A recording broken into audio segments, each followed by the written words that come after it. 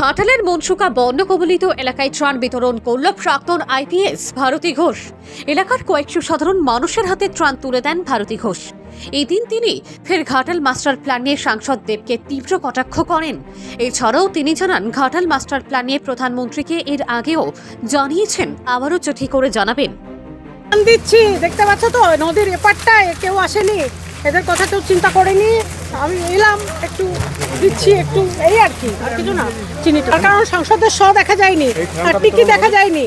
তিনি আসেন না, তিনি বসেন না, তিনি কোনো ত্রাণ কেন তাও দেন না, ঠিক আছে।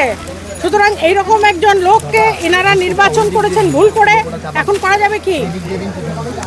এখন তো কিছু করার নেই, তার কারণ মানুষগুলো ভুগছে, আসতে হচ্ছে, আমাকে আসতে হবে, আসছি, কি করব? মানুষ তো, আমিও মানুষ, এরাও মানুষ। মাসের জিনিস না। 2011 সালে মাননীয় মুখ্যমন্ত্রী ক্ষমতায় আসার আগে বলেছিলেন, আমি আসা মাত্রই 2 মাসের মধ্যে ঘাটাল মাস্টার প্ল্যান রূপায়িত করব। সেটা ছিল 2011, এটা হচ্ছে 2024। তার মানে প্রায় 13 বছর হয়ে গেছে। 13 বছরের মধ্যে 10 বছরের যে সাংসদ, তৃণমূলের সাংসদ দেব অধিকারী পার্লামেন্টে কতবার অ্যাটেন্ড করেছেন, তার অ্যাটেন্ডেন্স শিটটা দেখুন। What is the percentage of his attendance in Indian parliament? অ্যাটেন্ডই করেন না, আর যখন অ্যাটেন্ড করেন তখন বলেন কি ইংরেজিতে? আমি ইংরেজিতে ওনার বক্তব্য শুনতে চাই। He should speak in Hindi, he should speak in English. বলুক না ঘাটাল মাস্টার প্ল্যান। মোদিজি শুনবেন না তা তো নয়, ঘাটাল মাস্টার প্ল্যানে ফান্ড নিয়ে সেখানে করুন। খালি খালি বারবার ভোটের সময় একটা ভিক্ষার বাটি নিয়ে এসে আমায় দাও, আমি ঘাটাল মাস্টার প্ল্যান করব, তারপরে আর টিকি দেখা যায় না। জলের মধ্যে, বানের মধ্যে, দুর্গতির মধ্যে মানুষ এখানে পড়ে মরছে, একবারও আসে না, দেখে না। কতবার এসছে এখানে? নদী পেরিয়ে আসতে হয় বলে আসেনি। রবিবার দিন একবার এসেছিল, উল্টো দিক থেকে ঘুরে চলে গেছে যখন শুটিং ছিল না। খুব লজ্জার কথা।